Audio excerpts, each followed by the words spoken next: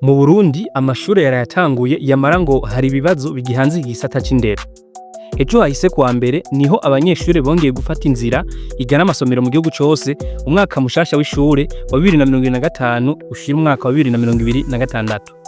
Ibirori vyo gutanguza icese uwo mwaka w'ishure vyabereye kw'ishure ryisumbuye rya Busiga mu ntara ya Butanyerera bitewe iteka n'umushikiranganji w'indero. François Vyarimana yatanze impanuro ku barezi, abayobozi babo ndetse n'abaregwa ku bijanye no kubahiriza amategeko agenga amashure no kwitaho ivyirwa ibituma indero yo mu Burundi yongera akanovera.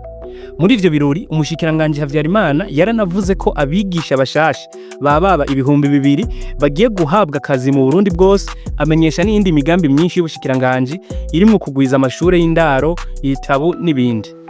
Mw'ihuriro ry'amasendika akorera mu gisata c'indero FENASEB bo babona ko umuti muri ico gisata utaraboneka gushika ubu. Mu kiganiro n'abamenyesha makuru ejo hahise kw'itangura ry'umwaka w'ishure, Manuma Antoine arongoye iryo huriro avuga ko nubwo hagiye kuboneka abigisha bashasha, ibitigiri vy'abakenewe bikiri ku rugero rwo hejuru. Ngo hagati y'abigisha 2300 bazoronswa akazi n'abarenga 10,000 bakenewe, igihengeri ni kinini. Ivyo ngo vyunyurwa n'abigisha baguma baheba akazi kubera umushahara udakwiye n'abaje mu karuhuko k'izabukuru. Manuma Antoine avuga kandi ko ubukene bw'ibirasi n'ibikoresho mfashanyigisho bikiri intambamyi muri iki gisata. Ngo Reta yarihaye ihangiro ryo kuronsa amashure intebe zikwiye kugira ngo ntihabure aho umwana yicara. Yamara ngo ubwinshi bw'abana mu birasi rimwe burashobora kubera intambamyi iryo hangiro ko ngo atabindi birasi biriko birubakwa. Hambavu y'ivyo ngo ubukene bw'ibitabo nabwo nyene butuma abana biga bicaye nabi kuko nk'igitabo kimwe gikoreshwa n'abana benshi bigatuma bagundana ntibaheze ngo bige neza. Ni mu gihe intebe y'ishure yagenewe kwicarwako n'abana 2 gusa. Manuma Antoine yaragarutse no ku ngingo zifatwa n'abategetsi zibangamiye uburenganzira bwo kwiga ku bana.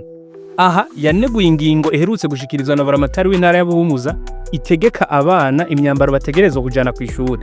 Iyo nayo ni iy'ibirato bifunganye hamwe n'amasogisi yera mu kibanza cyo kwambara ngo iyeboyebo n'amakamambiri ndetse na uniforme nziza, byose ngo mu ntumbero yo kwikazanurira gushika ku mbono kazoza Uburundi bwihaye. Kubwa Manuma ngo biragaragara ko yirengagiza ubuzima imiryango myinshi yo mu Burundi ibayemo. Kwambara neza byari vyiza, gusa hari imiryango idafise amikora kwiye. Ibiciro biri hejuru bishobora gutuma abana benshi baheba amashuri kubera bataronse imyambaro basabwa.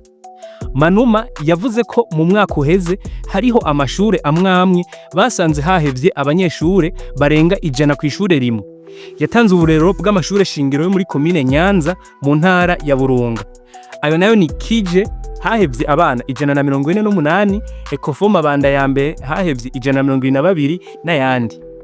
Manuma abona ko abafata ingingo bomenya ko abana baba abifise canke abatifise bafise uburenganzira bwo kwiga bose. Uyu mwaka w'ishure warawutanguye uzosozerwa kuwa ndwi mu Kakaro umwaka wa 2026.